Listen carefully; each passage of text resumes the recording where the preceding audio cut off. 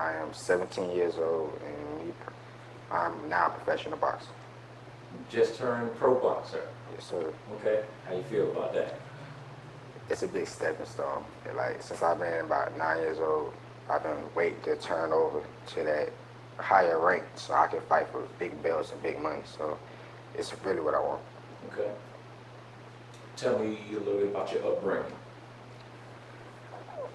Me, I started learning how to box from my dad. He's a professional boxer. So as I used to come to the gym and watch him, I used to look at it like, wow, I want to be a boxer too. So then as I'm looking at it like this, I didn't know how hard it was to be a professional boxer until I started fighting amateur and getting my rank up and fighting the best fighters in the world. So you saw your dad as a fighter, and that was something that you wanted to do. I want to be like my dad. You wanted to be like your dad. Okay. All right. When did you know that being a pro fighter is what you wanted to do? I believe I was about 12 years old. When I was 12, like the first few years of boxing, I was just a fat little chubby boy, so I wasn't really taking it no serious. But as I got older, I was like, I'm getting better. This might be where I can take my life on as. So tell me about that moment when it clicked for you and says, yes, that's what I want to do. I think it clicked when I won my first amateur belt. I was in Augusta, I won my first belt. I started seeing everybody started praising me, and everybody was like, you doing good, you fighting better. I was like, well, how about I keep doing this and make a career out of this? So you responded to the praise, to the adoration. You responded to that. That did something inside you. Yeah. It made you want to continue. Yeah, that, right? More praise. Exactly. Yeah. That's human nature. Man, I always tell people, man, I feel the most alive when I'm on stage and I got a mic in my hand, and especially when I hear the crowd. You know, people come up to me after I've spoken and say, you know, man, Henry, your message really impacted my life, or I love that song. So that's a natural motivator. It's in human nature. Yeah, like when I'm coming out to the ring and everybody screaming your name, that's the best part for me. That's life, man. Yeah. So, what was the toughest moment where you felt like you wanted to think twice? I have to say when I started running seriously. Because me personally, I am not a runner. That's the hardest thing for me. Probably because how much weight I used to carry. So as I started running, actually started running, I started losing weight. As I started losing weight, I started feeling more confidence about myself. So stepping over that stepping stool with me personally inside, that's what made me feel better. Mm-hmm. How has planning or goal setting played a part in you becoming who you are today? I feel that it played a big part of my life. So I say it like from age 10 to 12, I wasn't planning nothing. I was just going with the flow. I'm about to fight here, I'm going to fight here. But as I got older, I was like probably 13 years old, 14 years old. I'm looking at it like, if I train harder here, I keep getting better here, this will probably pay off in the long run. So I'm looking at it like, me personally, the more praise I get and the more people look up to me, I feel that I can make everybody else's life different. Wow. Did it get to a point where you actually started having to do goal setting concerning your physical condition? Definitely. Tell me about that. Well, like I said, I was a chunky little chunky little kid. So as I started playing, I was like, I don't want to be fat all my life. So as I started boxing more, the weight started shedding off. So I was like, well, if I train harder here and work harder here, as I get better, the weight might shed off. And as I thought, it came true.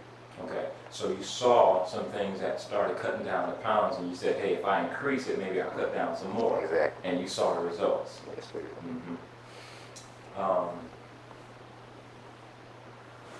What is your next goal? What are you planning for right now? Well, I got my first immediate goal is to win my first pro fight. Okay. That's my first immediate goal. But my long run goal is to become a world champion. So I gotta set the goals in between for me to be able to make that goal. So you want to be a world champion. Yes, sir. Part of being a world champion is obviously winning your first pro fight. Oh yeah. Is that date set yet? August 6th. August the 6th. Where? Jamiltown. Okay, who's your opponent? I have no idea. Okay. So you have been how long planning and working towards that moment for your first fight? You've been, how long has it been? I've turned pro, I think it was last week or the week before, but I've been planning to win my first pro fight since I was probably 15. So 2 years, 2 years or more at least. My mindset has been on that first pro fight. Okay. Talk to me about the pain that has come along with accomplishing the goals that you've set for yourself. Physical pain, mental pain, various different areas. Talk to me about that. The biggest pain I have to probably say is the non-believers, like the people who don't believe in you're not gonna make anything out yourself, and it's not not gonna happen, but you get hurt, stuff like that. So I look at that as motivation for me. So I'm like, all right, I'm gonna prove them wrong, and I'm gonna prove them wrong, and sooner or later they will be on my side. So negative people. So people have said, that's amazing to me. So people have actually said that you can't be a pro fighter. You too this or you too that or you not. I'm not gonna do nothing but get hurt. Yeah. How does that make you feel when people say that? Because likely the people who have said that have been people who care about you, because that's why they say you're gonna get hurt because they don't want you to. Yeah. How does that make you feel?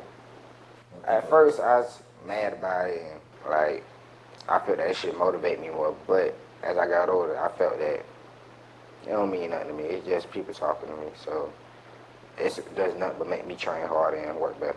Okay. So you use it as fuel. Yeah. Okay. Now I've spent. I've always been a boxing fan as long as I can remember.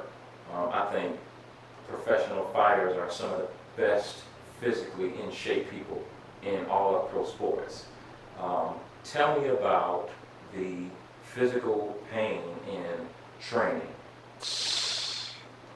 A lot of physical pain. Your body goes through a lot. Like me personally, I wake up probably 6:30 in the morning just to go run. My daddy probably drop me out somewhere. All right, I see you here. I'll meet you here. He'll ride by me to make sure I'm running, but just motivating. But like when I'm running, I have a lot of people that talk to me while I'm running. Congratulations, and I'm coming to your next fight. So that motivate me more while I'm running.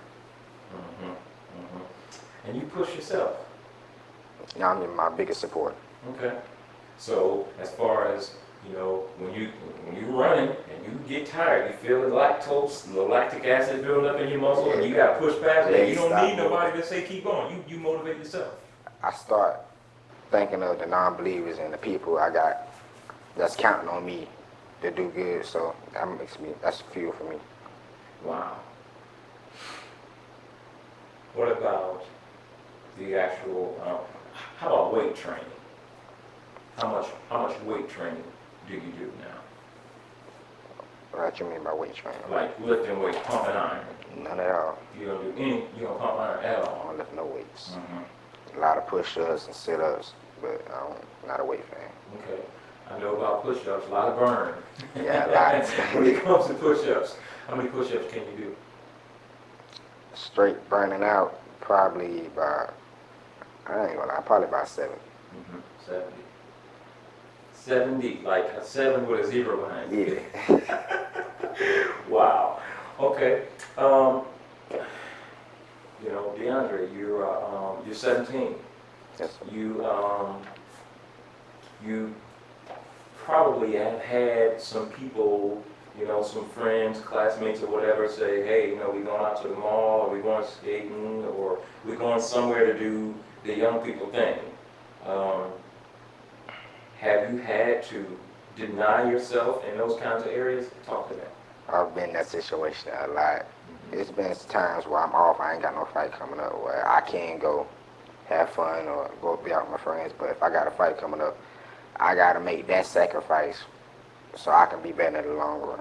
So basically saying is, I say I can't go this week or have to wait till after this fight or just balance myself from the good and the negative. Mm-hmm.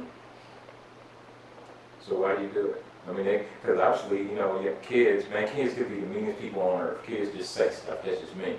You know, they probably call you names or ridicule you or call you, say stuff to you about the fact that you can't go with them. How do you deal with that? I also use it as motivation. They can say it on, but in the long run, it's still gonna affect me in a positive way. So, in the long run, they'll probably be looking at me on TV like, wow, we should have been doing what he was doing or something like that. Okay. Wow. So you use that fuel once again. You use that as fuel. That's good. Um, when has there been a time in your life where you've had maybe a long-time friend and you've had to cut that relationship off due to the demands for your career? I've had a lot of different friends over the years, but I've had one specific one that during the time before I started taking everything serious, I can joke, and I probably get in a little bit of trouble or something like that. But as my career started going on, I knew I was gonna be able to do positive things. I gotta cut that relationship short so that it doesn't affect me or pull me back from my journey. Mm-hmm. Mm-hmm. Now you said that you had people, I call them dream smashers, naysayers, you know, I've experienced a lot of those people. Tell me about one that hurt you the most. I have to probably say one of my family members. Mm-hmm. Good. They're probably doing it for my safety, but at the same time, this is really what I want to do. So in my own way, I'm controlling my own future. But saying that I'm not going to do nothing to get hurt, it's a waste of my time and things like that. When things like that happen, at first it hurt a lot from the person who was coming from. But in the long run, I'm prove everybody wrong. Mm-hmm. Mm-hmm. Have you in cutting off some of those other relationships